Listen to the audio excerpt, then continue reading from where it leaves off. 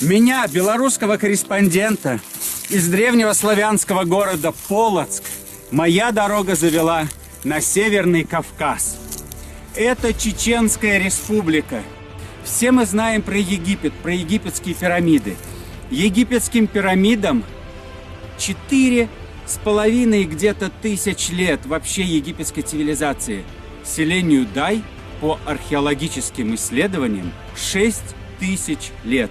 Там внизу очень много могильников, которые подтверждают и неолитическое существование этого села, и все бронзовые века, и средневековье. 3 символа веры. Старое изображение креста над полумесяцем. 2 символа веры, крест и звезда Давида, объединены 2 полумесяцами сверху. Удивительное сочетание, удивительная дорога, пройденная нашими предками.